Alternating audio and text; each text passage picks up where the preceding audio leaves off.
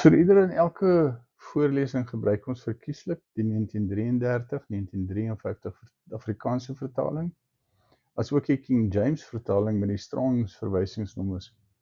Om seker te maak dat ons 'n skerp omlynde beeld verkry, sal ons stop in die skrifondersoeke verkies en verklaar sover moontlik. Ons het dus nodig om ons harte, ons verstand en ore tot beskikking van die Heilige Gees te stel, sodat die openbarings geskryf kan word op ons harte.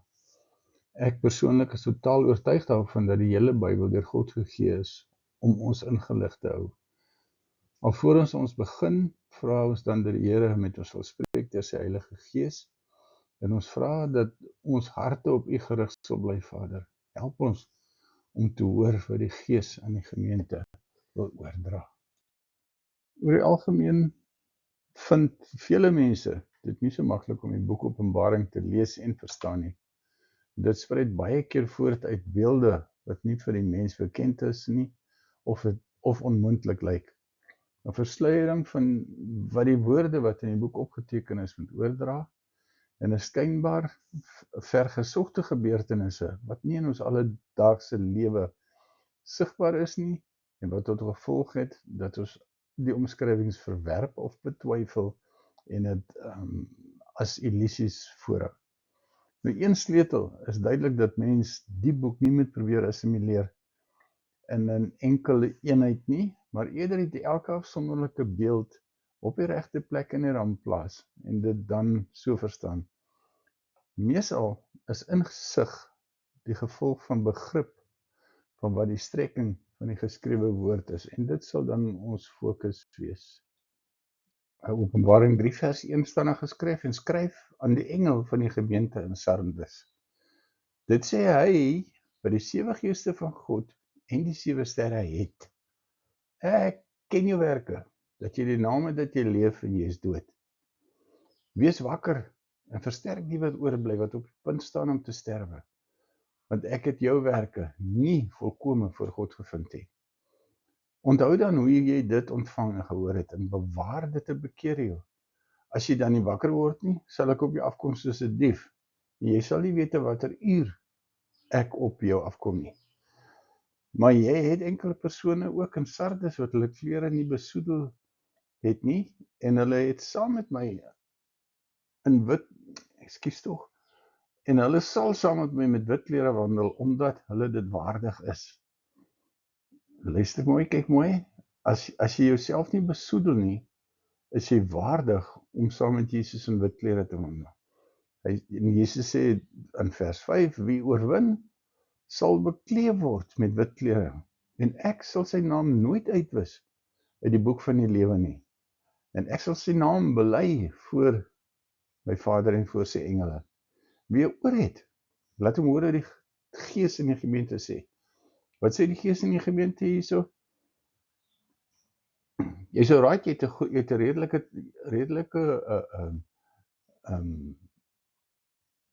bekendheid in die kerkwêreld dat jy leef, maar eintlik is jy dood en jy weet dit self. In vers 1. Vers 2 sê hy, word wakker. Dis op sy eie is dit 'n groot en 'n baie diep stelling om te maak, en hy sê versterk die wat oorbly. Wie is die ouens? Die ouens wat op die punt staan om te sterwe. Want ek het jou werke nie volkome voor God gevind nie. Wat sê hy? So jy staan nie dooies by, of die ouens wat besig is om te sterf by, moenie hulle net los en wegstap van af nie. Ekskuus tog. Hier is die element van, ek sal op jou afkom soos 'n dief, en jy sal nie weet watter uur ek op jou afkom nie. Dis die een van verras wees deur Jesus Christus se wederkoms wat plaasvind in 2 fases. Fase 1 is die terugkom en tot in die wolke, waar die wegraping dan plaasvind en die kinders van God, die wedergeborenes, opgeneem word en hom ontmoet in die wolke. Dan na die 7 jaar verdrukking, of die laaste 7 jaar, dan kom Jesus terug, en wanneer hy terugkom, dan kom hierdie mense wat sy kinders wat saam met hom in die wolke was, is dan die ouens met die wit klere en goeders wat kom om sy koninkryk te vestig op aarde. Wat ons ook nodig het om net hierso kennis te neem van, is dat Jesus sê, ek sal sy naam nooit uitwis uit die boek van die lewe nie. Wat bedoel hy met dit? En ek sal sy naam bely voor my Vader en voor sy engele. Wat bedoel Jesus met hierdie? Ek sal sy naam nooit uitwis uit die boek van die lewe nie. Dit beteken die volgende. Ekskuus, in Psalm 139 beskryf die psalmis hoe God die mens gemaak het en kunstig geweef het in die moederskoot en in die dieptes van die aarde, sê dit. Maar dan sê dit ook in dieselfde psalm sê dit, en daar is 'n gedenkboek opgeskryf voor die aangesig van die Here. Dit beteken dat alle mense of almal wat uiteindelik op aarde gebore sal word vanuit die gees van God uit, wat hy in Adam en Eva geblaas het, se name is opgeskryf in 'n boek. En in daai boek, en hierdie is voor die grondlegging van die wêreld, voordat die aarde nog sigbaar geword het uit die water uit, soos wat Genesis ons vertel. Toe is hierdie name goed aangeteken al. Dit beteken, mag ek dit in die term 'n skript vir 'n play of 'n voordrag of wat ook al, daar's 'n skript voorberei, daar's 'n boek geskryf wat al hierdie mense se name lys. En nou sê, en ons moet hierdie ding mooi verstaan uit die volgende oogpunt uit ook. Jesus, wanneer hy sê, ek sal sy naam nooit uitwis uit die boek van die lewe nie, en ek sal sy naam bely voor my Vader en voor sy engele. Wie is dit hierdie ouens? Die wat oorwin en wat bekleed word met wit klere. Nou, Jesus sê hier so baie belangrike ding. Hy sê, ek is die een wat jou naam kan uitvee uit die boek van die lewe. Maar ek is ook die een wat jou naam sal bely voor my Vader en voor sy engele. Dit beteken dat om kind van God te word, beteken nie jou naam word nou eers ingeskryf in daardie boek van die lewe nie. Die volle boek van die lewe met almal wat gebore gaan word, is reeds daar. Kies jy nie om deur Jesus Christus die enigste deur na die ewigheid en na God toe, as jy nie daardeur gaan nie, beteken dit, jou naam sal waarskynlik uitgewis word uit die boek van die lewe. En as dit uitgewis is uit die boek van die lewe, beteken dit, vir alle praktiese insigte, dat jy nooit geleef het nie. Maak nie saak wat jy gedoen het nie, jy het nie geleef nie.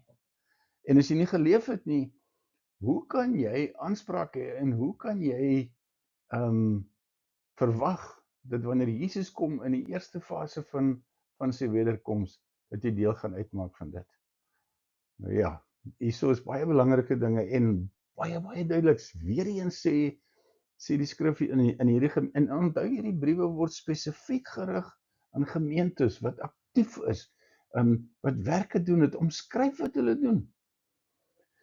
Dit omskryf in baie kere, in baie van die gevalle, soos hier in die gemeente in Sardes. Jy die naam dat jy leef, maar jy is eintlik dood. Daar's 'n intieme kennis wat die Gees en die 7 geeste van God en Jesus Christus, wat hierdie woorde het van die kerk en die gemeente en hulle sterkpunte al dan nie. Right. En skryf aan die engel van die gemeente in Philadelphia, dit sê die heilige, die waaragtige, wat die sleutel van Dawid het, wat oopmaak en niemand sluit nie, en hy sluit en niemand maak oop nie. Ek ken jou werke. Kyk, ek het voor jou geopende deur gegee en niemand kan dit sluit nie, want jy het min krag en jy het my woord bewaar en my naam nie verloon nie. Kyk, ek gee jou uit die sinagoge van die Satan, van die wat sê dat hulle Jode is en dit nie is nie, maar hulle lieg Ek sal maak dat hulle kom en voor jou voete neerbuig en erken dat ek jou lief gehad het. Omdat jy die woord van my lydsaamheid bewaar het, sal ek jou ook bewaar in die uur van beproewing wat oor die hele wêreld kom en die bewoners van die aarde op die proef te stel. Kyk, ek kom gou, hou vas wat jy het, sodat niemand jou kroon kan neem nie. Wie oorwin, ek sal hom 'n pilaar in die tempel van my God maak en hy sal daar nooit weer uitgaan nie. En ek sal op hom die naam van my God skrywe en die naam van die stad van my God, die nuwe naam, die nuwe Jerusalem wat uit die hemel kom van God af. Wie oor het, laat hom hoor wat die Gees in die gemeente sê. Soos in die ander briewe wat ook aan die gemeentes gerig is, onthou hierdie gemeentes is aktief, lewend, die ouens versamel seker gereeld, hulle het gereeld dienste en al die dinge en leringe ensovoorts. As jy kyk na die intieme informasie wat Jesus aan hierdie gemeente in Philadelphia en in elkeen van die ander gemeentes openbaar maak, beteken dat daar's net een ding en hy is tussen hulle hele tyd. Hy hoor hulle, sien hulle, weet wat hulle doen, hy ken hulle werke, hy sien die ouens het nie regtig baie krag nie, maar hy sien ook hulle bewaar sy woord, hulle verloon nie sy naam nie. Hy sien dat daar valse aantuigings teen jou is dat jy 'n ketter is of wat ook al, omdat jy sê jy's 'n Jood, maar jy is dit nie, of jy sê jy's 'n kind van God, maar jy is dit nie regtig nie. Maar lieg, ek sal maak dat hulle kom voor jou voete neerbuig en erken dat ek jou lief gehad het. En wat 'n groote eer is daar wat dit kan oortref, wat sê, hulle sal voor jou voete neerbuig en erken dat ek, Jesus Christus, jou lief gehad het. Omdat jy die woord van my lydsaamheid bewaar het, sal ek jou ook bewaar in die uur van beproewing wat oor die hele wêreld kom om die bewoners van die aarde op die proef te stel. Luister baie mooi, die verdrukking en die groot verdrukking wat op pad is en wat verseker kom, dit kom so seker soos môreoggend se sonsopkoms of vanaand se sonsondergang. Of die volgende asemteug wat jy trek. Jesus sê, daar kom 'n beproewing oor die hele wêreld. Maar hy gee ook die inslag, die rede hoekom dit kom is nie om die mense op aarde af te skryf of te vernietig of te verniel of dood te maak en te vermoor nie, maar is juist daar om hulle op die proef te stel om te kyk hoekom die gees wat in hulle is die gees gerig op God of is dit gerig op die wêreld en hulle self en hulle eie sinnighede? Jesus sê, ek kom gou, hou vas wat jy het, sodat niemand jou kroon kan neem. Kyk daarso, wat se kroon? Kyk, ek kom gou, hou vas wat jy het. As jy kan vashou wat jy het, is daar vir jou 'n kroon geberg by hom. En as jy oorwin, dan kry jy die kroon natuurlik en jy kan 'n pilaar gemaak word in die tempel van God. Dit beteken jy is permanent en voortdurend dan altyd deur in die teenwoordigheid van God en jy is gedurig daar in die heerlikheid van die Here omstraal jou voortdurend sonder ophou. Jy hoor die lofprysinge en aanbidding van die mense wat daar is, die 24 ouderlinge, die 4 lewende wesens, die engele van God, die kinders van die Here wat verlos is, dit sal jou deel wees. En ek sê vir jou, hierdie is so 'n wonderlike belofte vir 'n mens om aan vas te klou. En dan sê Jesus, daar's ook 'n nuwe stad op pad, 'n nuwe Jerusalem, wat God gaan stuur vanuit die hemel. As jy oor het, laat jy hoor wat die Gees in die gemeente sê. Staan daar in Openbaring 3:13. Openbaring 3 vers 14 skryf aan die engel van die gemeente van die Laodisense. Dit sê die Amen, die getroue en waaragtige getuie, die begin van die skepping van God. Ek ken jou werke dat jy nie koud is en ook nie warm nie. Was jy tog maar koud of warm? En nou omdat jy lou is en nie koud of warm nie, sal ek jou uit my mond spuug. Want jy sê ek's ryk, ek het verryk geword, ek het aan niks gebrek nie. En jy weet nie dat dit jy is wat ellendig en beklaanswaardig en arm en blind en naak is nie. Ek raai jou aan om vir my te koop goud wat deur vuur gelouter is, sodat jy kan ryk word. En wit klere dat jy jou kan aantrek en die skande van jou naaktheid nie openbaar word nie. En salf om jou oë te salf, sodat jy kan sien. Almal wat ek liefhet bestraf en betugtig ek, of tugtig ek. Wees dan ywerig en bekeer jou. Kyk, ek staan by die deur en klop. As iemand my stem hoor en die deur oopmaak, sal ek ingaan na hom toe en saam met hom maaltyd hou, en hy met my. Aan hom wat oorwin, sal ek gee om saam met my te sit op my troon, soos ek ook oorwin het en saam met my Vader op sy troon gaan sit het. Wie oor het, laat hom hoor wat die Gees in die gemeentes sê. Ons het nodig om te let op hierdie storie. Hierso is die probleem wat Jesus aanspreek in die algemene gees en die, laat ek sê, die teenwoordigheid en manier wat hierdie Laodiceense gemeente opereer en is dat hulle nie regtig warm is nie, maar hulle weet dit nie. Hulle is nie koud nie, maar hulle weet dit ook nie. Want hulle dink, ons is ryk en verryk geword, ons het niks gebrek nie, en jy weet nie dat jy is wat ellendig, beklagenswaardig, arm, blind en naak is nie. Foei! Hierso is groot dinge fout hier. Ek raai jou aan om vir my te koop goud wat deur vuur gelouter is, sodat jy kan ryk word. En wit klere, sodat jy jou kan aantrek. As jy nie aangetrek is nie, sal die skande van jou naaktheid nie openbaar word. As jy aangetrek is, sal die skande van jou naaktheid nie openbaar word nie. Salf om jou oë te salf, sodat jy kan sien. En dan weet dat Jesus, as jy agterkom dat die Here besig is om met jou te werk en hy jy bevaar dat of ervaar dat daar 'n bestraffing is, dat daar 'n tugtiging is en ons weet almal dis nie baie lekker nie. Dis was nog nooit lekker geweest om pap te kry nie. Of dit nou fisies is en of dit geestelik is of wat ook al, as die bestraftiging en die tugtiging kom sê Jesus Christus, wees ywerig en bekeer jou.